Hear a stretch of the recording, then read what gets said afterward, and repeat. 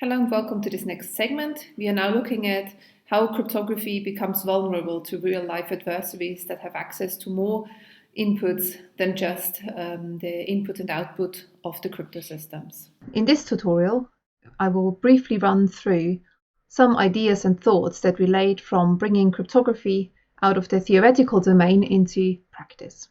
So what you should get out of this particular video is the realization that from having cryptography defined in a theoretical manner, such as we did in Cryptography A, requires quite some bold steps to bring it to actual practice. These steps require a number of translations from a very pure mathematical description to a more algorithmic description, to making choices about specific primitives, down to the fact that when the algorithm is then executed on a device, an adversary may get more information than what the theoretical cryptographer may have anticipated.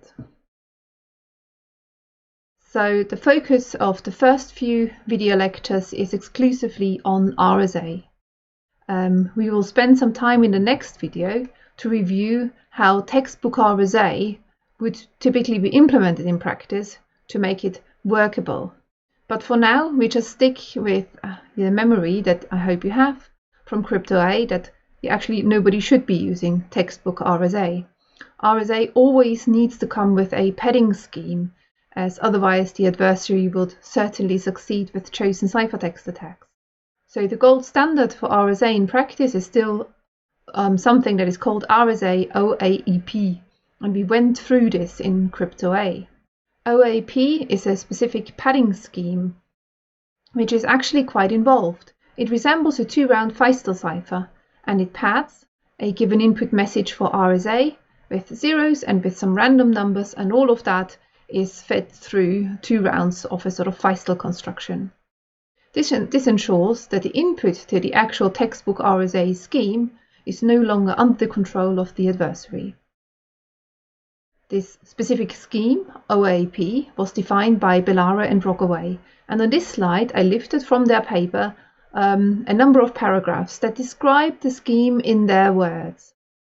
So we can see that we use functions g and h, which they already refer to as hash functions in the actual construction, but in the proof they need those functions to behave like ideal random functions, and of course they don't exist. So further on in their paper, they already have to make a first translation, a first step away from theoretical cryptography, from the assumptions that they require in their proof, to something that can be implemented in real life.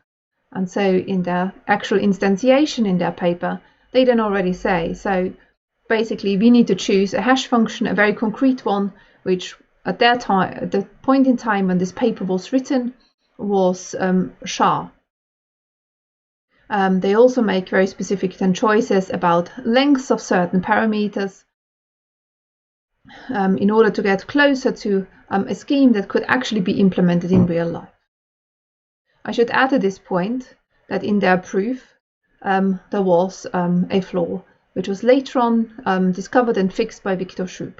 So even though in the original paper not everything was exactly correct, RSA OAP is still the gold standard, and the assumption is still that it actually fulfills the in-CCA security notion, provided some idealistic assumptions about certain components. So let's remind us what in-CCA was about. In Crypto A, we discussed this notion in much more detail. Here is a very brief reminder. I've lifted in a picture that would be familiar to you from Crypto A. So we've got the adversary, we've got the game depicted on the left side, and the helping oracles are depicted on the right side here. So in the int-CCA game, the adversary is playing an indistinguishability game, and you should be able to recognize this here on the left-hand side. You see the secret bit B that would be chosen by the challenger, a public key that's given to the adversary. The adversary then chooses two messages, M0 and M1, and gets the encryption of one of these messages, and the adversary doesn't know which one. And now with the help of the helper oracle on the right-hand side, which happens to be here a decryption oracle because it's chosen ciphertext attacks, the adversary can try and get some information about the underlying scheme by sending many ciphertexts to the decryption oracle, not the challenge ciphertext, of course, and therefore receiving many decryptions for those ciphertexts, for those chosen ciphertexts. And with this help, the adversary's goal of the game is to determine which of the two input messages has been encrypted, and therefore the adversary outputs a bit B prime. The adversary wins if B prime is equal to B. Now this is an incredibly powerful game. The adversary only needs to essentially learn one bit to win, and the adversary has got potentially very many plaintext ciphertext pairs available, and the adversary can sample them whenever they really want. Yet in practice, such a decryption oracle would be implemented as a real device, and a real device may give you more information than just plain text as a result. In particular, it has turned out that if an adversary can place probes close to the actual implementation of an oracle, then they can get all sorts of side channel information, such as power or electromagnetic emanation. Here on this slide you can see a power trace that was taken from a smart card executing RSA. Whenever one bit is executed in the trace, you can see that the bump is a little bit taller than when a 0 bit is being executed. Hence, by gathering a single power trace from a device, a completely unprotected device that executes RSA, you will most likely be able to reveal the entire RSA key, and therefore win also the in-CCA game, of course. So the game does not quite translate to practical adversaries still.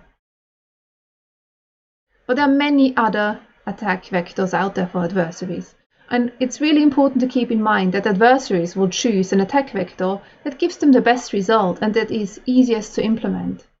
A lot of people wonder, I suppose, whether man-in-the-middle attacks are practical, and in 2015 a very, very practical implementation of a man-in-the-middle attack on smart cards had been found in France.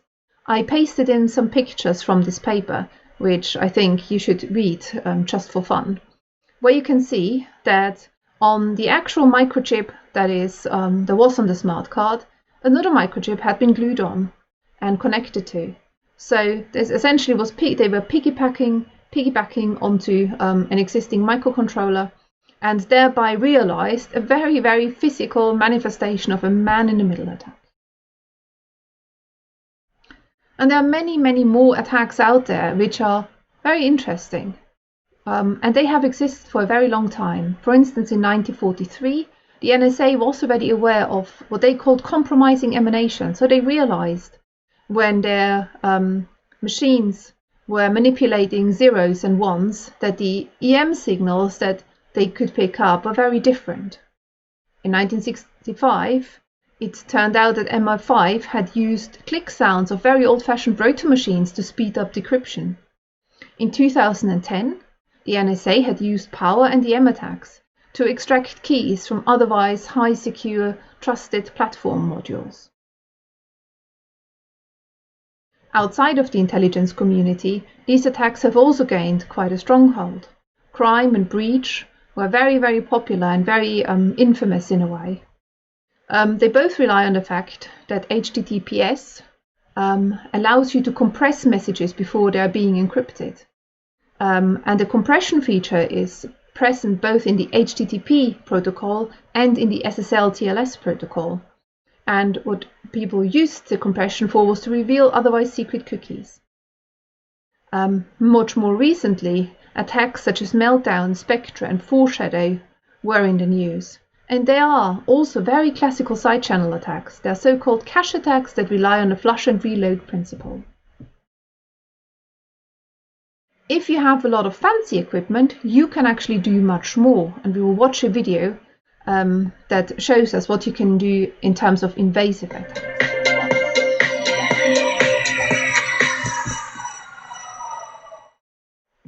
Hi, I'm Kevin Polson for Threat Level. Christopher Tarnovsky is a hacker who specializes in hacking smart cards.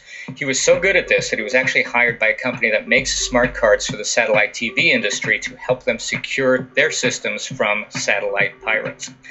He's now working independently as a contractor, and last week he opened up his San Diego laboratory exclusively to Wired.com in order to show us his latest technique for circumventing the physical security that protects smart cards from hackers in the first place. So today what we're going to do is we're going to take out this piece of metal, we're going to remove it, we're going to expose it to some acids.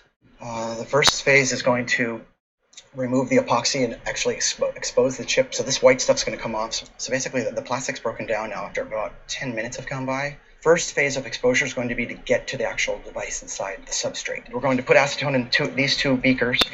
One is going to be the nitric rinse, and then the second beaker will be considered clean, and that'll be the final rinse in ultrasonic. We're going to pull these out, and we're going to stick them on the hot plate with some fuming nitric acid, HNO3. Very, very dangerous. It's a very aggressive acid. So I'm going to wash it. I'm going to rinse it. That piece is now finished. It's opened up enough. Just removing the extra. So the ultrasonic is going to basically give vibrations to this and clean off any residue that's left. You can see on the monitor, it looks good. It looks beautifully clean. We're going to put the chip back in place. If you look at this chip, there's basically two layers and a third top layer as a security area. So to touch the metal down on that second layer, we're going to burn a hole through it, but we're going to burn a very special hole that I will make with a mask. We just want to coat the top, creating basically a mask. We'll give this some time to dry, and then we're going to use a sewing type of needle being held by a micropositioner to kind of scratch a hole in this area. And I really don't need to open the whole area, but I basically want to touch this middle area where their data bus is and the side where there's a control line that I'm after. I'm just making a window with the needle scratching. There's nail polish covering this mesh, and here's the hole. So we're going to leave the needle sucked down where it is. We're going to pull it out, and this chip is prepped and ready. This time we're going to, again, use this fume hood. We're going to use hydrofluoric acid, and we're going to put a drop of hydrofluoric acid for 30 seconds the first time. Hydrofluoric acid is resistive to nail polish as well as magic marker. Then we're going to rinse it in water. We're going to then look at it under this microscope just to see how deep did it go, did it do anything yet? And then we're going to do very selective timed etches of, say, 15 seconds. The rate of etch on this depends on how much hydrofluoric acid you have and how hot the hot plate is. So now we'll rinse it in acetone.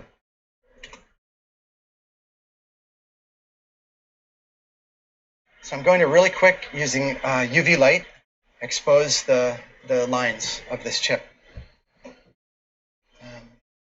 Now we're going to sit on the bus with a needle 8 times, and we're going to listen.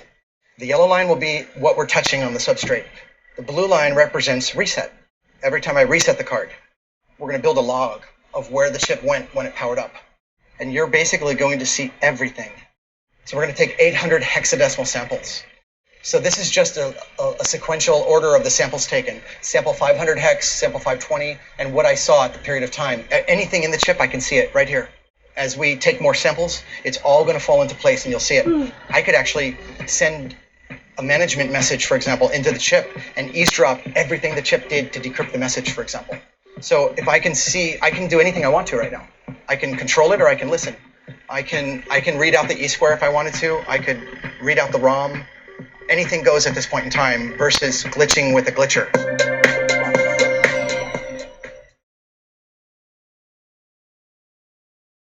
I hope this gave you a good impression of the capabilities that we have these days in going about invasive attacks on implementations of cryptography.